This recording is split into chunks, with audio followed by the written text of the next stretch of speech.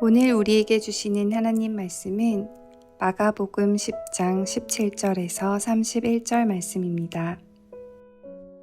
예수께서 길에 나가실새 한 사람이 달려와서 꿇어앉아 묻자오되 선한 선생님이여 내가 무엇을 하여야 영생을 얻으리이까? 예수께서 이르시되 내가 어찌하여 나를 선하다 일컫느냐? 하나님 한 분 외에는 선한 이가 없느니라. 내가 계명을 안 하니 살인하지 말라, 간음하지 말라, 도둑질하지 말라, 거짓 증언하지 말라, 속여 빼앗지 말라, 내 부모를 공경하라 하였으니라. 그가 여짜오되 선생님이여 이것은 내가 어려서부터 다 지켰나이다. 예수께서 그를 보시고 사랑하사 이르시되 내게 아직도 한 가지 부족한 것이 있으니 가서 내게 있는 것을 다 팔아 가난한 자들에게 주라. 그리하면 하늘에서 보화가 내게 있으리라. 그리고 와서 나를 따르라 하시니 그 사람은 재물이 많은 고로 이 말씀으로 인하여 슬픈 기색을 띠고 근심하며 가니라. 예수께서 둘러보시고 제자들에게 이르시되 재물이 있는 자는 하나님의 나라에 들어가기가 심히 어렵도다 하시니 제자들이 그 말씀에 놀라는지라. 예수께서 다시 대답하여 이르시되 얘들아 하나님의 나라에 들어가기가 얼마나 어려운지 낙타가 바늘귀로 나가는 것이 부자가 하나님의 나라에 들어가는 것보다 쉬우니라 하시니 제자들이 매우 놀라 서로 말하되 그런즉 누가 구원을 얻을 수 있는가 하니 예수께서 그들을 보시며 이르시되 사람으로는 할 수 없으되 하나님으로는 그렇지 아니하니 하나님으로서는 다 하실 수 있느니라. 베드로가 여짜와 이르되 보소서 우리가 모든 것을 버리고 주를 따랐나이다. 예수께서 이르시되 내가 진실로 너희에게 이르노니 나와 복음을 위하여 집이나 형제나 자매나 어머니나 아버지나 자식이나 전토를 벌인 자는 현세에 있어 집과 형제와 자매와 어머니와 자식과 전토를 100배나 받되 박해를 겸하여 받고 내세에 영생을 받지 못할 자가 없느니라. 그러나 먼저 된 자로서 나중되고 나중된 자로서 먼저 될 자가 많으니라.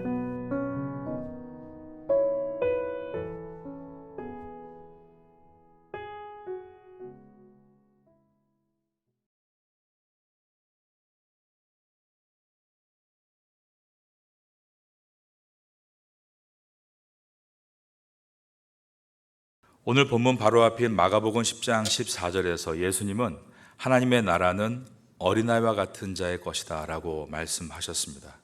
누구든지 하나님의 나라를 어린아이와 같이 받들지 않는 자는 결단코 하나님의 나라에 들어갈 수 없다라고 하셨습니다. 아이가 부모를 향해 가진 특징이 있습니다. 부모를 절대 의존하고 부모를 절대 신뢰하며 부모에 절대 만족하는 것입니다. 이와 같이 성도가 하나님을 절대 의존하고 하나님을 절대 신뢰하며 하나님으로 절대 만족할 때 매일매일의 삶에서 하나님의 나라는 그의 것이 될 것이다 라고 말씀하신 것입니다. 아이는 못하는 것은 못한다라고 하죠. 솔직하게 인정하고 부모님께 의존합니다. 아이는 내일을 걱정하지 않습니다. 부모를 신뢰하기 때문입니다. 어른들은 영수증, 대출금, 할부금, 돈 걱정을 하지만 아이들은 돈 걱정을 하지 않습니다. 아이는 아무리 좋은 것이 있어도 부모가 없으면 안 되는 부모로 절대 만족합니다. 예수님은 이 말씀을 하시고 나서 오늘 본문에 이 부자 청년의 이야기가 등장합니다. 오늘 본문의 첫 절인 마가복음 10장 17절을 보겠습니다. 예수께서 길에 나가실새 한 사람이 달려와서 꿇어앉아 묻자오되 선한 선생님이여 내가 무엇을 하여야 영생을 얻으리이까? 이 한 사람은 재물을 포기하지 않아서 예수님의 사도가 되는 위대한 기회를 놓친 사람으로 평가되는 인물입니다. 10장 17절은 한 사람이라고 되어 있지만 병행본문인 마태복음 17장 22절에 보면 그 청년이라고 되어 있습니다. 그리고 재물이 많았다라고 되어 있습니다. 그리고 병행 본문인 누가복음 18장 23절에는 이 청년이 그냥 부자가 아니라 큰 부자였다라고 되어 있고, 같은 장인 누가복음 18장 18절에는 그를 가리켜 관리라고 되어 있습니다. 옛 성경은 관원이었다라고 되어 있습니다. 종합해 본다면 이 사람은 청년이고 큰 부자이며 관원이었다라는 것입니다. 전도 양양한 청년이었습니다. 그런데 이 전도 양양한 청년이 예수님께 나오는 장면을 오늘 본문인 이 마가복음은 상세하게 기록하면서 특별히 17절에서 그가 예수님께 달려와서 꿇어 앉았다라고 했습니다. 무릎을 꿇었다는 것이죠. 우리는 사복음서에 나와 있는 이 청년에 대한 내용을 추적하면 추적할수록 일반 청년이 아니었다라는 것을 보게 됩니다. 예수님께 뛰어와 엎드려, 선생님, 내가 무슨 일을 하여야 영생을 얻으리이까? 여러분, 예수님께 뛰어나와 보신 적 있으십니까? 예수님 앞에 나와 무릎 꿇어 본 지가 도대체 얼마나 되셨습니까? 이 청년처럼 진리의 목마름 때문에 마음이 뜨거워지는 그런 경험을 언제 해보셨습니까? 그런데 이 부자이고 관원이었던 청년은 예수님을 향해서 뛰어오고 있고, 그리고 엎드렸습니다. 그리고 인생의 중요한 질문을 던지고 있습니다. 이 사람을 보면은 참 순수한 사람이다라는 생각이 듭니다. 부자이고 관원이었던 청년이 예수님 앞에 무릎 꿇고 인생의 질문을 던진 것입니다. 이 사람은 체면보다 진리의 목마름이 더 큰 사람이었다라는 느낌도 듭니다. 꿇어 앉았다는 것은 무릎 꿇는 자세인데 항복한다는 의미입니다. 이제 더 이상 길이 없는 사람이 하는 행동을 예수님께 보여준 것입니다. 목마름으로 달려와서 무릎 꿇고 그는 주님께 다음과 같은 질문을 던졌습니다. 마가복음 10장 17절을 다시 보시면, 선한 선생님이여, 내가 무엇을 하여야 영생을 얻으리이까? 인간의 가장 본질적인 질문을 던진 것입니다. 사람이 겉으로는 고상하지만 속으로는 공허한 사람들이 참 많습니다. 그런데도 스스로 본질적인 질문을 자기 자신에게 잘 던지지를 못하며 살 때가 많은 것입니다. 예수님 시대에도 이런 질문을 던지는 사람이 드물었고, 현대에는 더 드물다라고 말할 수 있겠습니다. 내가 무엇을 하여야 영생을 얻으리까? 그러므로 정황으로 볼 때 큰 부자요 관원이요 전도 양양한 이 청년은 자신의 공허함을 꿰뚫고 본질적인 질문을 할 수 있는 훌륭한 사람이었다, 그런 마음이 듭니다. 그래서 한 신학자가 이런 말을 했습니다. 이 청년은 단지 예수님 앞에서 3%가 부족한 사람이었다. 여러분 자신이 예수님 앞에서 몇 프로의 신앙을 가지고 있다라고 생각하십니까? 밥 먹기 전에 식사기도 하는 것, 그거 가지고 우리가 신앙이 있다라고 자부할 수 있는가? 차 룸밀러에 십자가를 걸고 또 차 트렁크에 물고기를 붙인다고 해서 내가 그리스도인이라고 100% 말할 수 있는가? 순도 100%에 도전하고 있는 이 97%의 청년과 다르게 어쩌면 우리는 0.1% 정도의 순도라고 말하기도 민망한 그런 프로테이지를 가지고 내가 그리스도인이다라고 말하고 살고 있지는 않는가? 이 청년이 예수님께 나와 선생님이여, 내가 무엇을 하여야 영생을 얻으리까? 라고 물을 때 예수님은 내가 생명에 들어가려면 계명을 지키라라고 말씀하셨습니다. 18절과 19절입니다. 예수께서 이르시되 내가 어찌하여 나를 선하다 일컫느냐? 하나님 한 분 외에는 선한 이가 없느니라. 내가 계명을 안 하니 살인하지 말라, 간음하지 말라, 도둑질하지 말라, 거짓 증언하지 말라, 속여 빼앗지 말라, 내 부모를 공경하라 하였느니라.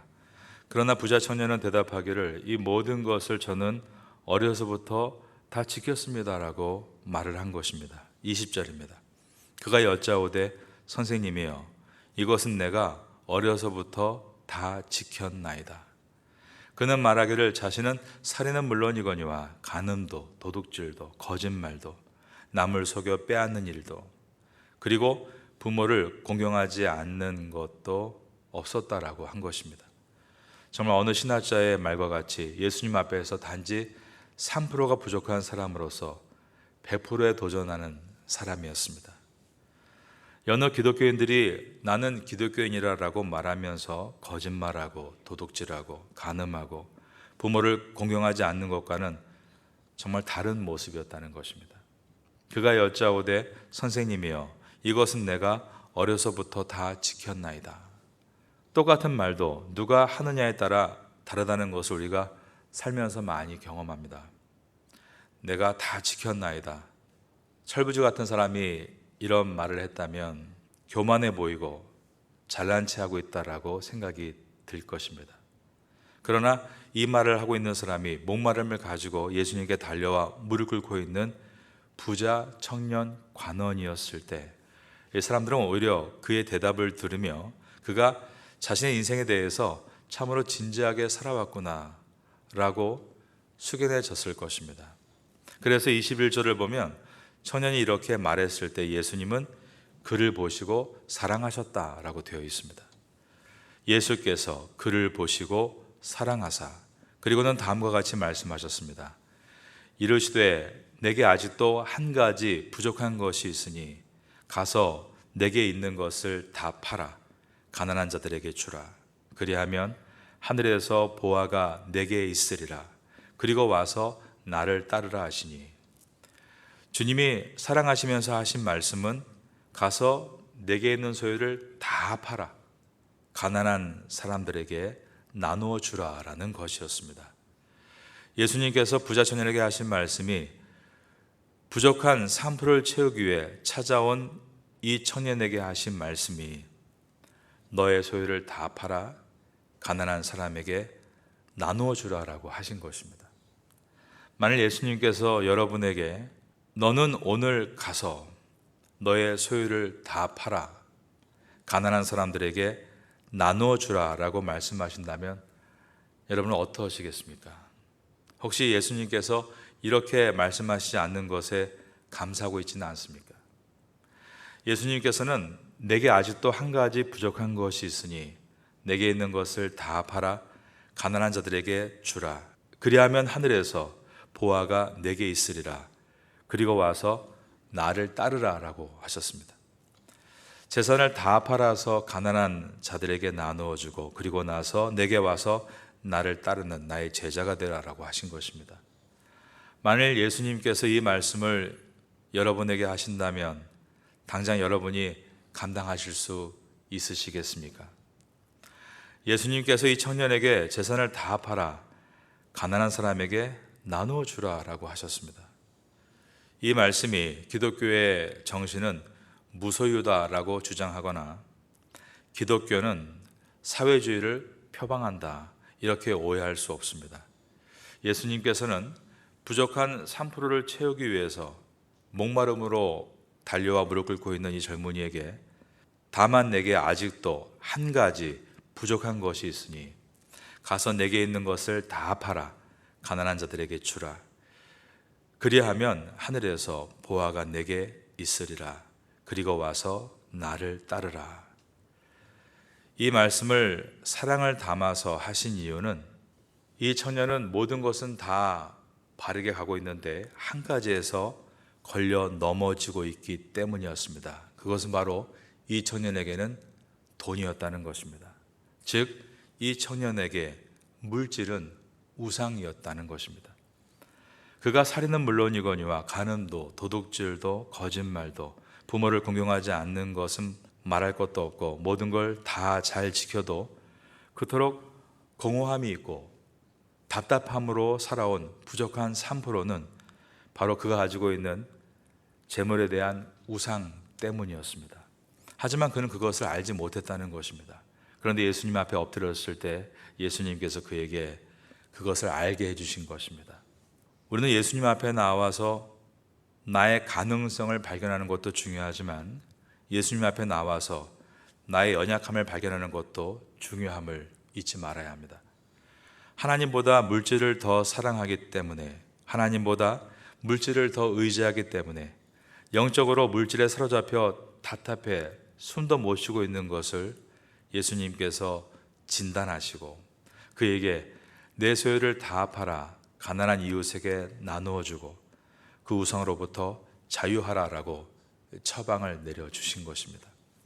성경에 보면 하나님의 사람들 중에 부자들이 나타납니다. 아브라함이 부자였습니다. 이삭도 부자였습니다. 야곱도 부자였고 다윗도 부자였습니다.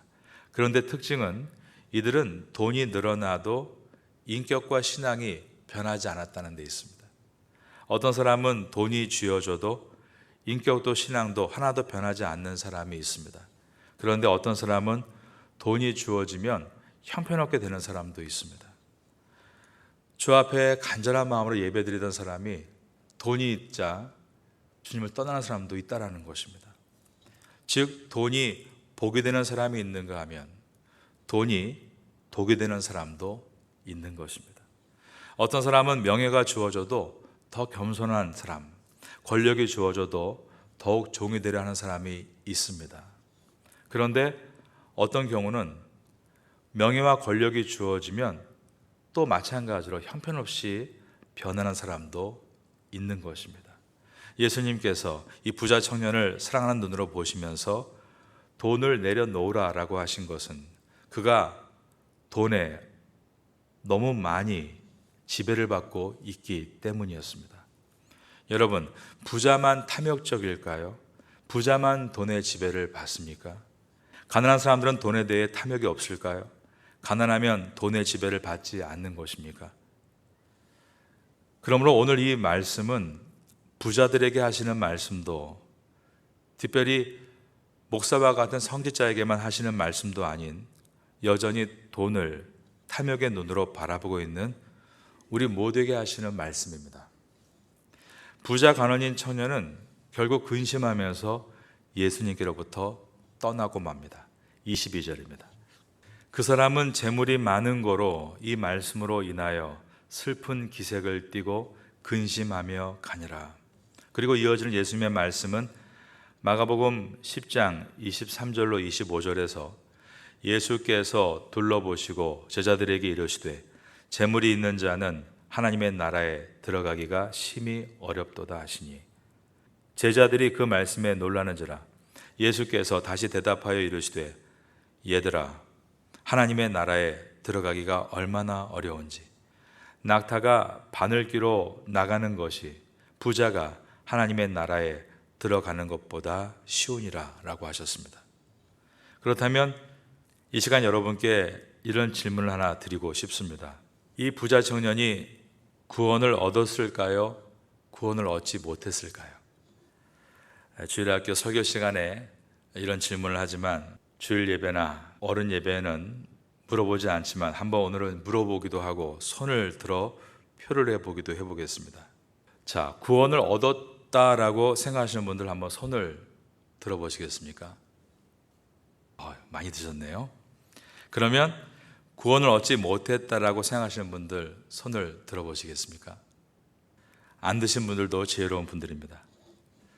정답을 말씀드립니다. 정답은 모른다. 왜냐하면 성경이 분명하게 말씀하고 있지 않기 때문입니다. 성경이 분명하게 말씀하고 있지 않은 것에 대해서 우리가 분명하게 얘기하는 것은 잘못된 것이다라고 저는 말씀드립니다. 그런데 성경에 분명하게 말씀하고 있지 않았다고 해서 우리가 생각할 필요가 없다는 것을 의미하는 것은 아니라는 것입니다. 이 부자 청년이 구원을 받았을지 받지 못했을지를 생각해 보는 것은 매우 가치 있는 일입니다. 마틴 로이드 존스 목사님은 이 부자 청년은 구원을 받지 못했을 것이다 라고 했습니다. 그런데 그보다 더 이전 시대의 분이었던 스펄전 목사님은 이 부자 청년은 구원을 얻었을 것이다 라고 했습니다. 저도 예전에는 20대 후반에 전도사할 때 이 본문을 읽을 때 이 부자 청년은 구원을 받지 못했어요 이렇게 교회 학교 학생들한테 쉽게 말을 했던 것 같습니다. 그런데 이 말씀을 그 이후에 한 25년 계속 묵상할 때마다 또 설교를 여러 번 준비할 때마다 저는 이 청년이 스펄전 목사님과 같이 구원을 받았겠다라는 쪽으로 생각이 바뀌기 시작했습니다. 그렇게 생각하게 된 이유는 이 말씀의 청년을 나로 바꾸는 것에서부터 시작이 됐습니다. 만일 예수님께서 저에게 태산아, 내게 있는 모든 것을 다 팔아 가난한 자에게 나누어 주라. 그러면 하늘의 보화가 내게 있으리라. 제가 이 말씀을 처음에 제 삶에 적용했을 때 저도 또한 선뜻 대답하지 못하는 것을 발견했습니다. 그때 깨달은 것은 내가 이 내용을 평생 수십 차례 읽었고 수차례 설교를 했음에도 불구하고 마치 공식과 같이 재물을 포기하지 않아 구원 못 받은 사람 이렇게 치부했을 뿐, 정말 나도 그때 그 자리에 있었다면 나도 아무 고민 없이 네 주님 그렇게 하겠습니다 라고 말하면서 나의 모든 재산을 다 팔아서 이웃에게 나누어 주고 예수님을 따를 수 있었을까? 저도 제 자신이 그렇게 할 수 없다는 것을 발견한 것입니다. 저는 그때 제가 이 부자 청년보다 훨씬 더 못한 사람인 것을 깨닫게 되었습니다. 그리고 그 당시 이 장면을 보고 있던 모든 제자들도 저와 같은 생각을 하고 있다는 것을 알게 됐습니다. 오늘 본문 마가복음 10장 26절을 보시기 바랍니다. 제자들이 매우 놀라 서로 말하되 그런즉 누가 구원을 얻을 수 있는가 하니, 주님의 높은 기준치에 제자들도 모두가 혀를 내두르고 있었다는 것입니다. 저는 청년 대신에 예수님의 질문 앞에 섰을 때 나는 왜 즉시 대답하지 못하고 이 청년과 같이 근심하며 돌아갔을까 오랜 동안 생각을 했던 일이 있습니다. 그런데 제가 깨달은 것이 있습니다. 그것은 첫 번째가 지금껏 저한테 그러한 요구를 한 사람이 없었기 때문이었고, 또한 두 번째로 제가 지금껏 그렇게 살아오지 않았기 때문이었습니다. 그래서 이 말씀을 오랜 동안 묵상했던 일이 있습니다. 하지만 감사했던 것은 그때 그 레마의 말씀을 들을 때는 저도 이 청년과 같이 즉시 대답하지 못했지만 그때 아마 몇 주를 제가 이 말씀을 가지고 씨름했던 것 같습니다.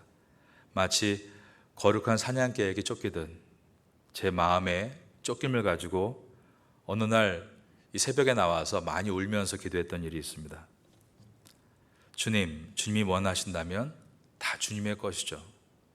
제 생명도, 제 가족도, 저의 모든 재물도 다 주님의 것입니다. 언제든지 주님께서 원하시면 다 드리겠습니다. 그런 고백을 드렸던 기억이 있습니다. 요한복음에 나오는 한밤중에 예수님을 찾아왔던 니고데모를 기억하실 겁니다. 그도 그날 결단하지 못하고 돌아갔습니다. 그러나 그는 근심했고 훗날에 성도가 돼서 요한복음 마지막 부분에 다시 등장하는데 십자가에 죽으신 예수님을 장사하게 해달라고 제자들보다도 더 담대하게 앞장서서 예수님의 장례를 치렀던 사람이 바로 니고데모였습니다. 저는 이 부자 청년이 근심하고 돌아갔다는 것에 오히려 소망을 발견합니다. 오늘날 우리들의 위기가 무엇일까요? 그것은 말씀을 들으면서 근심하지 않는 것에 있습니다. 우리가 오늘 본문 마가복음 10장에서 27절을 만나게 됩니다. 참 놀라운 말씀이죠. 예수께서 그들을 보시며 이르시되 사람으로는 할 수 없으되 하나님으로는 그렇지 아니하니 하나님으로서는 다 하실 수 있느니라. 나는 결코 100%가 될 수 없지만 우리가 주님의 은혜를 이렇게 목마른 심령과 같이 달려놓아 무릎 꿇으며 사모하면 주님은 그 사모하는 심령에 그렇게 할 수 있는 능력을 부어주실 것이다 말씀하신 것입니다. 여러분, 목마름이 있고 근심하는 것은 변화의 기회가 있고 소망이 있습니다. 그러나 목마름이 없고 무뎌져 있다면 그것보다 위험한 것은 없다라는 것입니다. 여러분들이 이 말씀을 한번 깊이 묵상하면서 내가 붙들려 있는 것은 무엇인가를 돌아볼 수 있다면 그러한 목마름과 무엇을 해야 영생을 얻으리까 근본적인 질문을 던지게 되고 그럴 때 그 다음에 믿음의 차원으로 들어가게 될 것입니다. 태국 땅에서 그렇게 주 앞에 잘 성숙한 성도로 준비되어 주님께서 우리에게 내가 너를 쓰겠다 하실 때 기꺼이 주님 앞에 쓰임받는 성도가 될 수 있기를 예수님의 이름으로 축원합니다.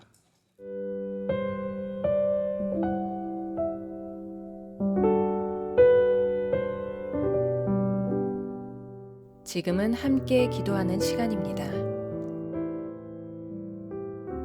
1월의 기도 제목은 첫째, 신년 특별 새벽 기도회를 승리롭게 잘 마치게 하소서. 둘째, 어린아이에서 어른에 이르기까지 뜨겁게 기도하는 교회가 되게 하소서. 셋째, 각 부서들이 1년 사역을 놓고 열심히 주님의 뜻을 구하게 하소서. 말씀을 붙잡고 기도하는 귀한 시간 되시기를 소망합니다.